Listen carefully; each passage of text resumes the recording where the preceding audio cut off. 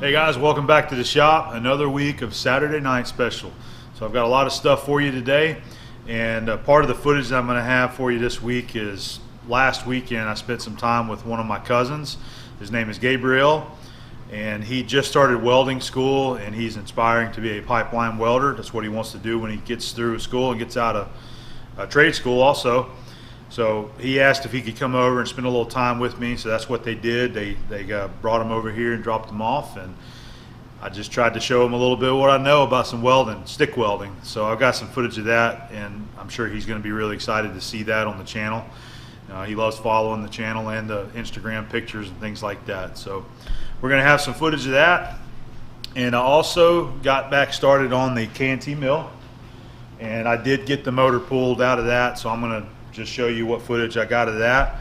And I'll probably have some random machining to throw in this mix for you. I know some of you guys have been enjoying that, just some short clips throughout the day. My day job, some of the projects that I'm on, I've been kind of taking stuff as I can, and I like sharing those little clips with you here on SNS. I think it's a great way to kind of break up some of the content there. Just another thing I like to add to the videos.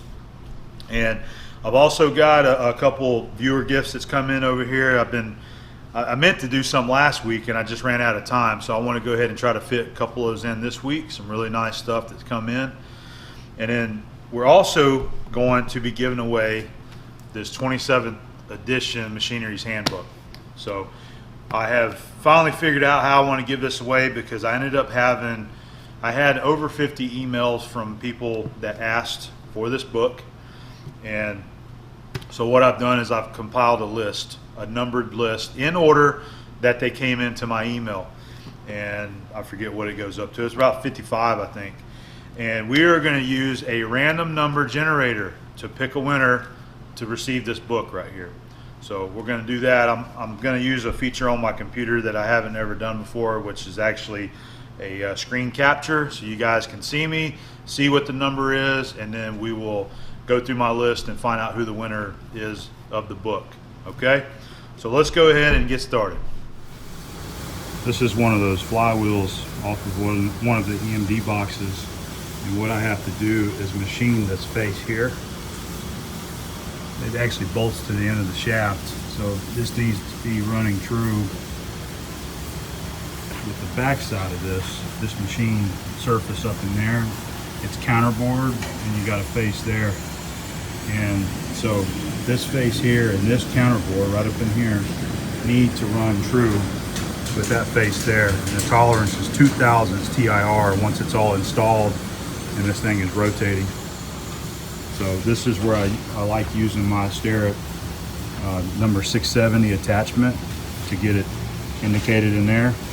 And then also have my Sterrett number 671 that I'll put on here, and then get in there and indicate that face. So before I get into my viewer mail, we're going to start off with my Sterrett chart right here. And the reason why I'm sharing this with you is because whenever I first showed this, I had mentioned, and I had a few viewers that asked me if I had all the tools, all these Sterrett tools that's on this poster right here. And after going over it, I realized that there are a few that I don't have, and it's amazing that I have most of the tools that's on here.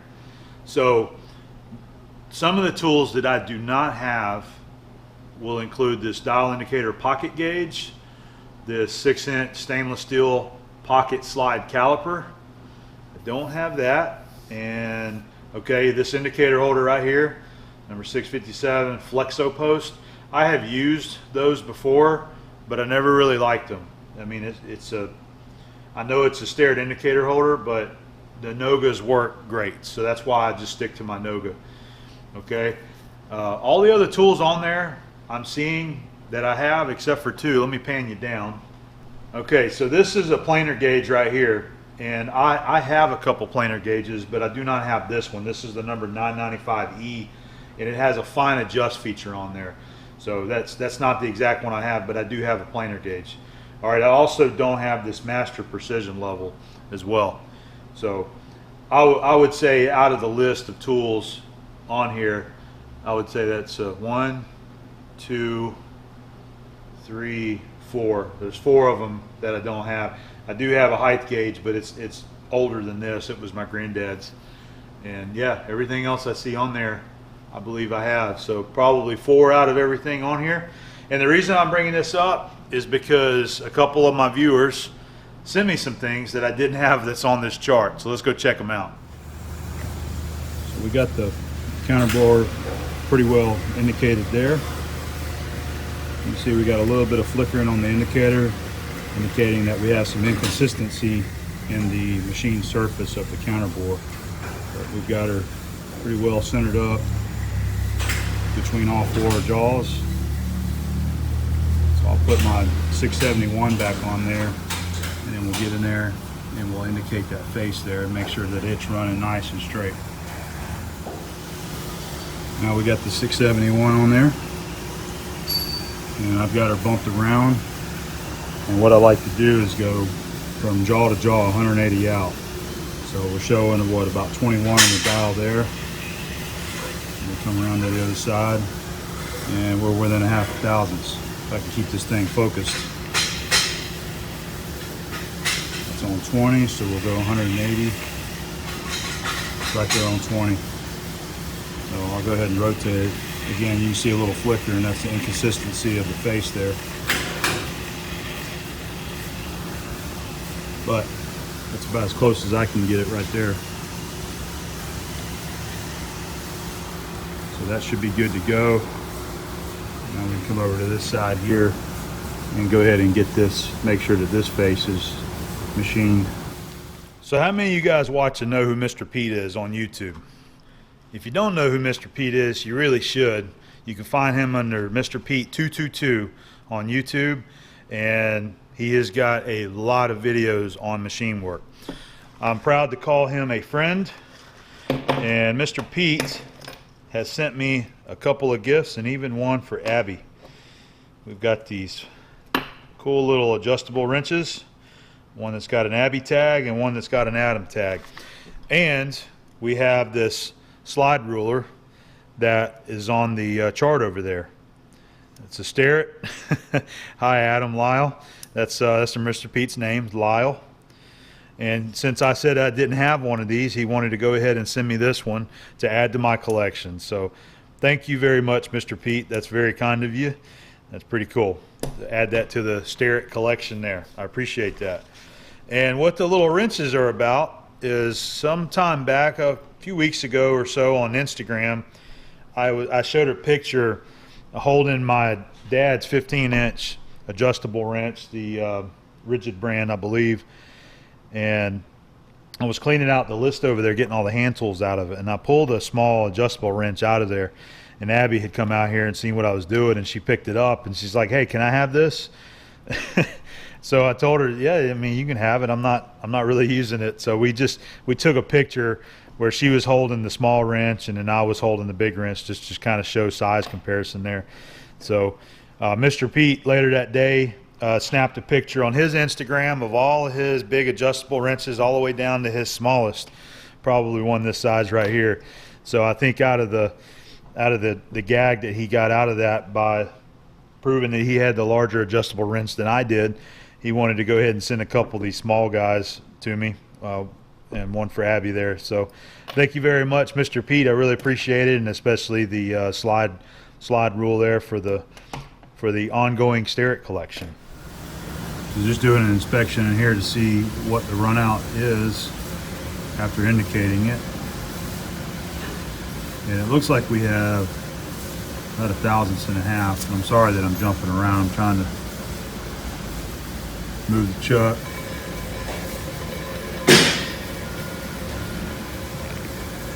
All right, so we'll face that to clean it up. That little bit of run out right there, you know, will multiply once it gets out here to this larger diameter.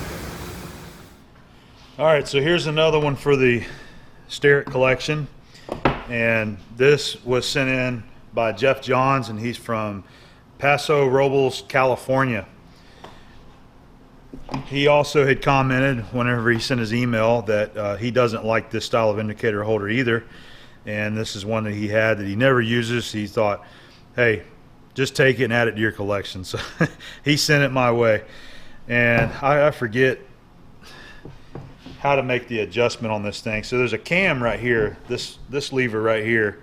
You twist it and it tightens that cable up and tightens that up, but it's not doing it. And I know you can adjust the cable.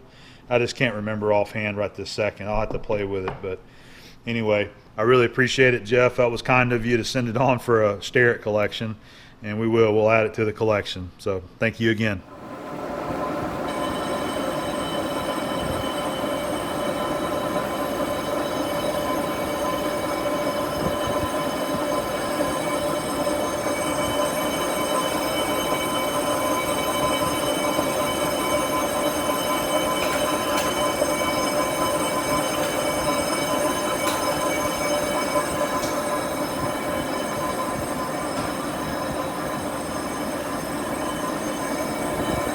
Got a 0 set with that indicator right there on that counter board.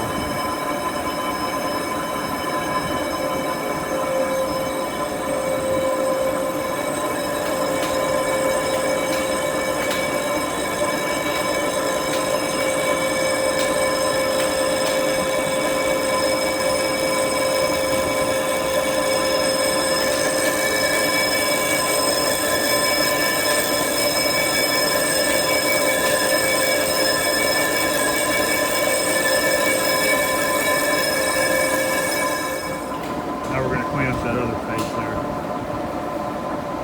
Bob off both of them.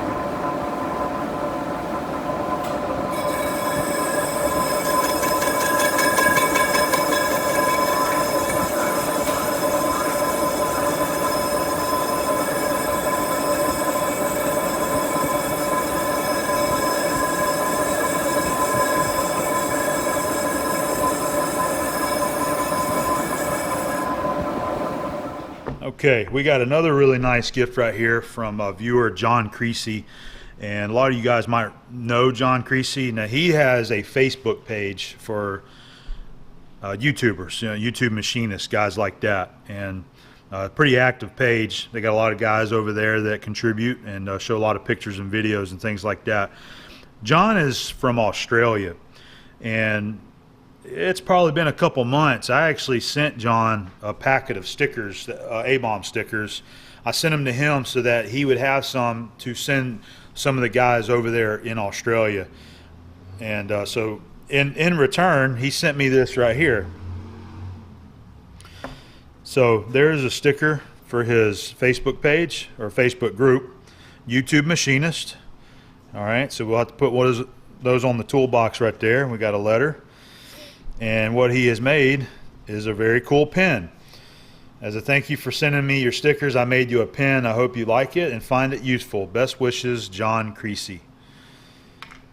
Very cool looking pen. And then what we have there is looks like another refill for the ink cartridge there.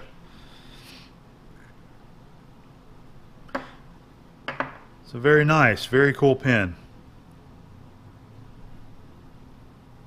Not really sure what this is, but it's nice. I like it. And one thing I did notice is that thread on this thing.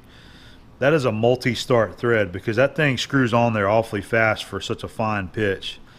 So he's definitely got a multi-start thread going right there for that cap. So anyway, John, thank you very much for the pen.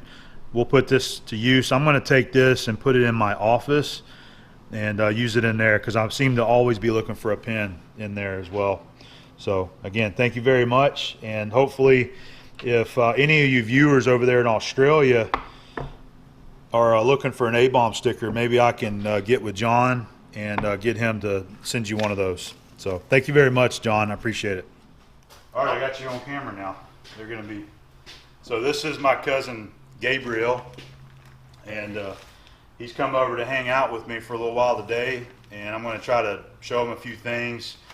He's learning how to weld, and seems to be having some, I don't know, maybe the instructors aren't really giving him a whole lot of instruction, I think, from what he's telling me. So I'm gonna try to show him a few things and see if I can give him some tips and show him how to run some beads. So why don't you tell everybody what you're up to, where you're going to school, and what is it that you're wanting to do?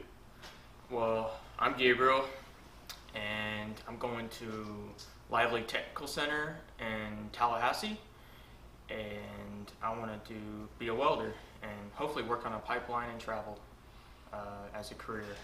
So yeah, that's what I'm trying to do, and I'm here to He wants to learn. He wants to hit the road and do some pipeline welding. He says he wants to be financially successful, and you enjoy lifting weights too. So he wants to be a buff welder. Yep. But we got some 60-10 rods, and we got some 70-18s. He hasn't run any 70-18s yet. He's just been welding. You've been welding flat position, Yes, sir. 60-10. And I asked him a few questions. I said, they showed you this or showed you that? And he says, no, they just Not said really. Get some rods and start burning. Start burning them. Yep. So we're just going to play around, and hopefully he'll get something out of it today, and we'll get a couple shots of his progress. He hasn't used a TIG welder yet, so we'll probably let him use the Everlast, and I'll show him how to run a TIG weld bead, and we'll fire up the old miller over there and, All right. and use the miller too. So let's go find some metal and run some beads. All right, sounds good. So, is it on? Yeah. This is what I did for torch cutting over at Lively. Just a little clean piece I cut out to pass to hopefully get the plasma cutting soon, if you can see it. Oh yeah. So Yeah. some torch cutting. They're Yep. teaching you how to run a torch. Okay, cool. Yes, sir. Very cool. Yeah. So All we're right. about to do some grinding. Yep, so he's not really familiar with a grinder yet either, so I'm really kind of teaching him the basics. So we got a grinder, and talking a little bit about some PPE so that he's going to have proper protection on. Looks like he's got his welding sleeves, which is cool. And I found some flat bar, looks like some 1/2x4 steel flat bar, and they're dirty, so I told him we're going to get these cleaned up. We're going to use the grinder, clean them up, get rid of the rust, get rid of the sharp edges, and then we'll start sticking some together. Sounds good. All right. All right, cool. So this is your first time using an angle grinder? Yep. I'm surprised they haven't had you use them yet in the class, but Not yet. you say he's only been doing it 2 weeks though, right? Hopefully, yeah. All right. Well, I told him he's got to get that mill scale off this dirty steel and get the rust off of it.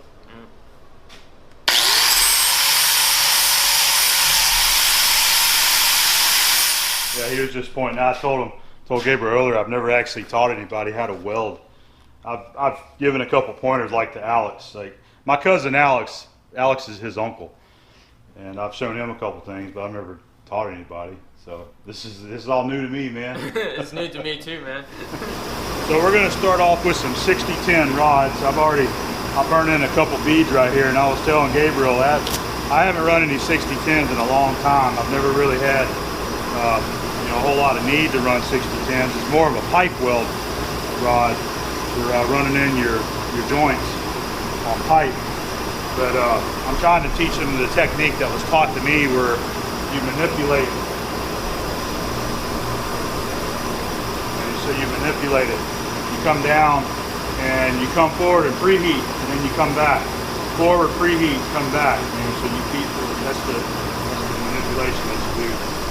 And some of the flux on these rods are a little bit bad. You see how it started? It was kind of all over the place. Flux fell off of it, but ain't no big deal. We're just practicing here. I'm gonna run one more little bead right here.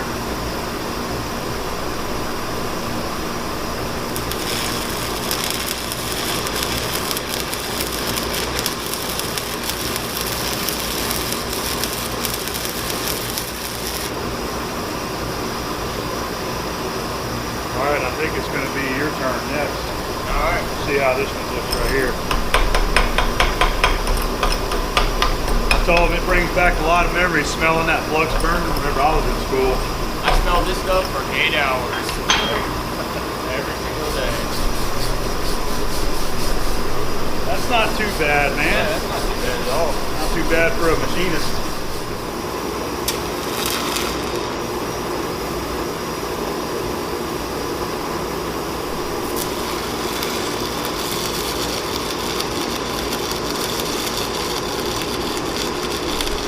Tighten up your gap length a little bit.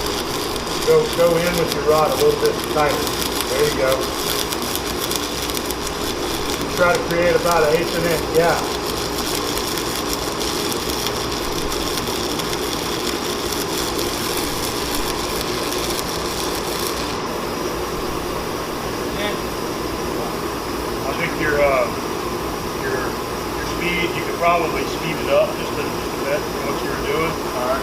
tell that you need to bring your arc gap. You're a little further out. All right. You kind of bring it in. Rule of thumb is the diameter of the electrode gap length. All right.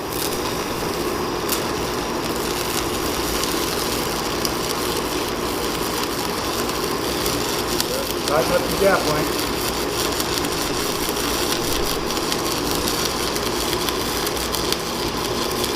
Well, I do notice that you're not resting anywhere, and I would like to see you try to brace yourself on the vise if you can, like this. A lot of times, your arm in there. See me in the booth, the first booth. Yeah. You'll see me like freehanding it. Okay. Or whatever. But yeah, that can work. I was gonna try that. Usually you want to try to prop yourself against your workpiece if you can, or your vise or the table or whatever. You want to try to brace yourself so that your body's not moving. Even the pipeline welders, you know, they got their arm over there on that pipe and their hands out here, you know. Alright, so you just got to get comfortable so that you can maintain a nice steady feed right there. I will try again to create a tighter gap length. When you come back, pause, come forward and then back, and then pause, because I've seen you coming back, you're just kind of, you're moving a little faster, so I think you need to pause a little bit more. Pause. Alright.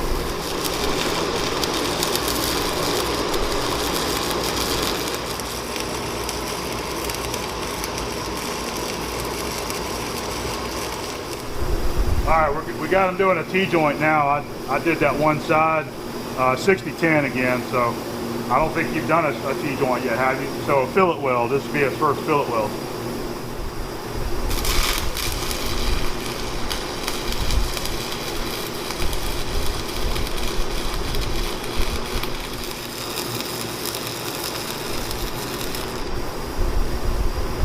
Alright, not bad.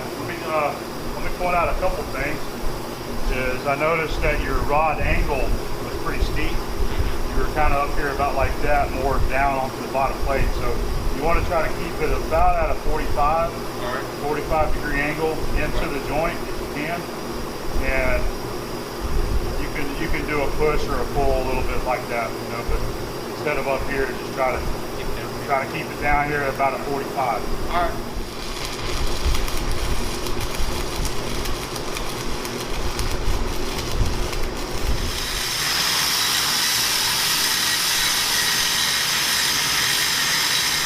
Alright, Gabriel is using he's got a 70-18 rod now, 3/32 70-18, and you've never run one of those, right?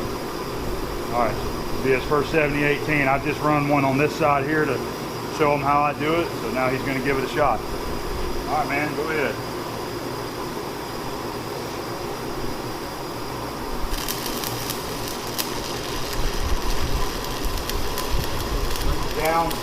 Down into the corner a little bit more. There you go. Alright, yeah, it's looking pretty good. Slow your speed down a little bit. Usually what I do when I get to that end, I whip that rod the other way, arc it out onto your welding. That's usually how I do it. So, there's your first one. Nothing pretty to look at though. Well, that's why you practice, man.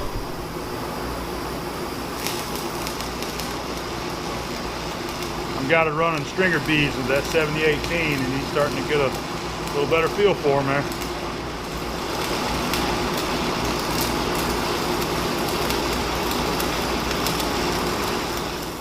All right, well I think he's got to go ahead and pack it up and head on out.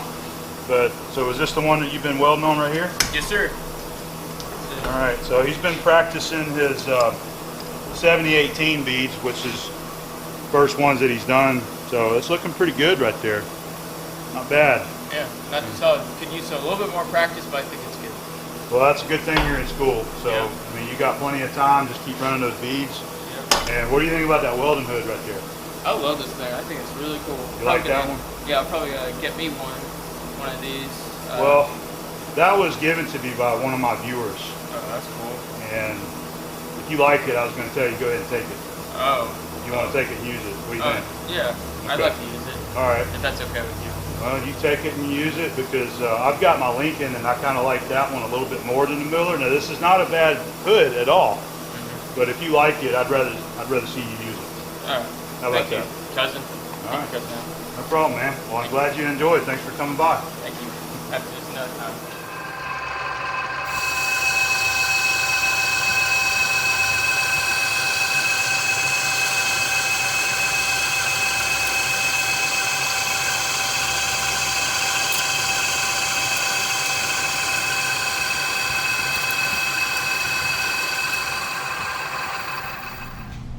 All right, we're going to go ahead and start getting this motor out of this K&T mill. Shouldn't be too bad. They just got four bolts that hold it down to the leveling plate there,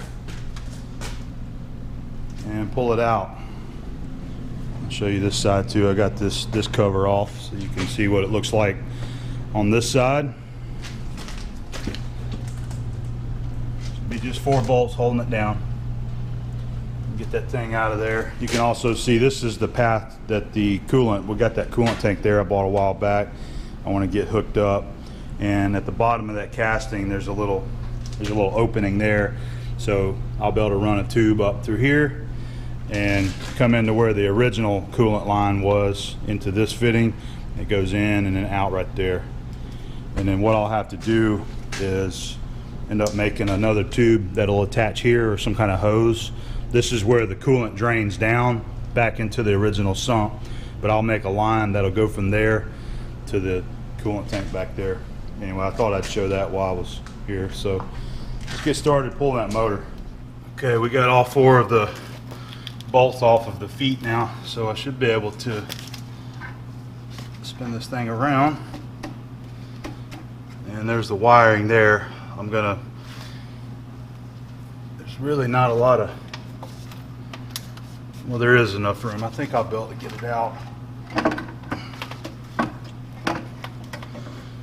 Yeah, we got a little bit of flexibility there. So I'm going to take some documentation, some pictures, and some diagrams of the wiring there so that I know it goes back in right, and then get to disconnecting that. All these terminals are marked, so we got C2, B2, and A2. I'm just going to go ahead and mark on these wires which one was connected to which, so that I'll make them the same once I go back in there.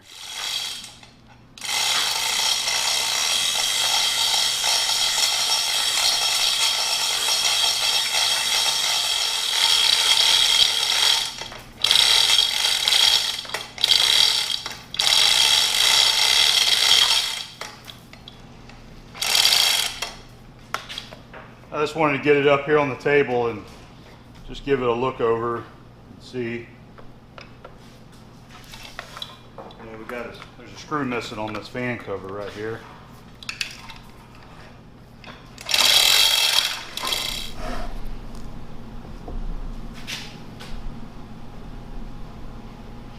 I can feel that bearing moving in the end bell there.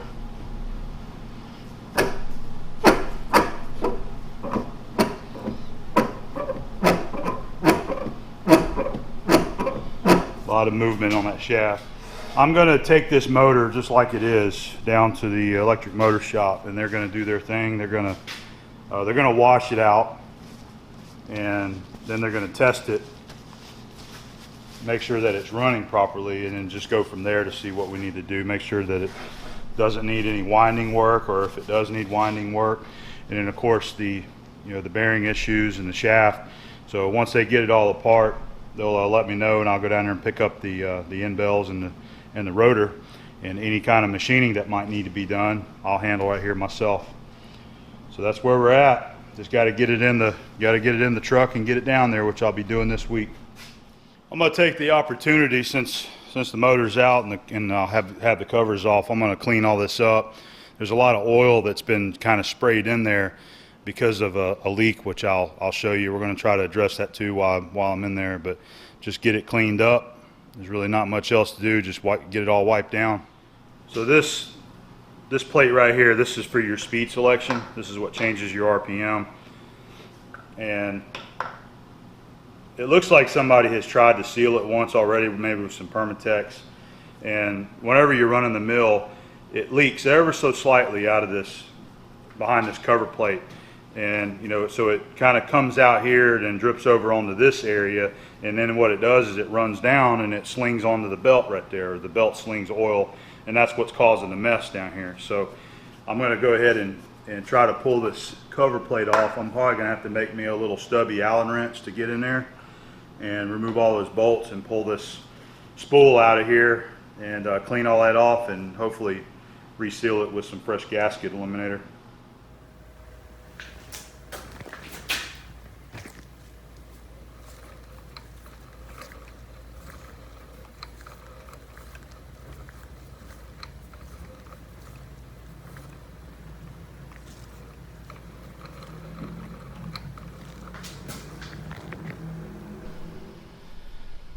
All right, guys, we're going to go ahead and pick us a winner for this 27th edition Machinery's Handbook that was given to us by Lynn Chevalier. So I'm going to use a random number selector to pick the person. Let's go ahead and we're going to pull up the internet here, and I'll show you this. Now, this is my list of names, and we have 55 entries on here. These are all people that emailed me in order that asked to receive the book.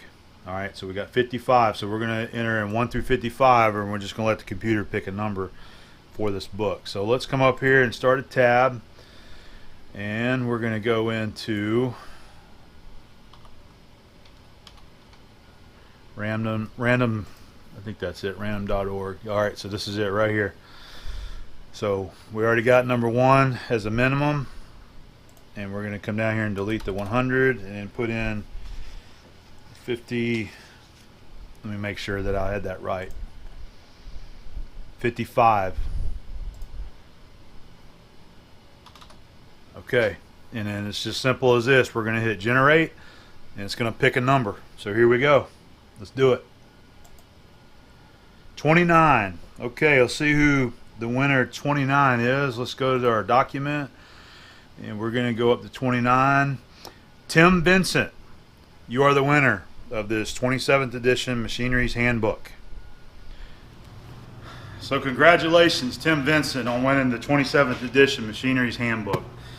I'm going to be contacting you shortly. I am going to wait for this video to release and be out for a little while. I don't want to spoil the surprise. I'm hoping you actually watch the video and learn that you're the winner of the book. But after this airs, if I don't hear from you for a couple of days, I'll send you an email, and I'll be sure to get this book headed your way. So thought I would let you know a little bit about Tim and just read. He sent a short email whenever he entered in for the win there. Hey Adam, my name is Tim Vincent. I do not have any of these books whatsoever. That would be totally awesome if I were to be the first to email you, but I'm guessing that I'm not. Anyways, I really enjoy your videos. I watch them every week for the last 3 years. I myself have a machine shop, though in no way compares to yours in any way, shape, or form. I've owned a small lathe for many years, but I've been wanting a mill. Please respond. I'd love to hear from you. Sincerely, Tim. Very kind of you, Tim, and I hope that this book helps you out with your endeavors there in your shop, and hopefully you'll be picking up a mill real soon too. Okay, so we'll get this coming very soon. And while we're on the topic of the Machinery's Handbooks, I've got another announcement to make. So in this box right here, we have some more Machinery's Handbooks. We have some more given to us by viewers. So we have an 11th edition right here. Very nice old, man. I just love the way that old book smells. But anyway, we've got 11th edition, and it keeps going. We have a 25th edition given to us by a viewer. All right, so we're going to be giving these away. But we have more. Let me show you these too. So,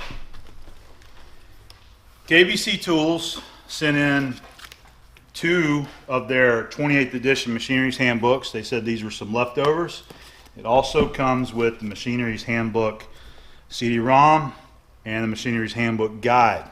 So these are going to be a package deal. All right, from KBC. We've got that one, and then we have one more right here. another pack of 28th edition handbooks from KBC Tools. So that was very kind of them.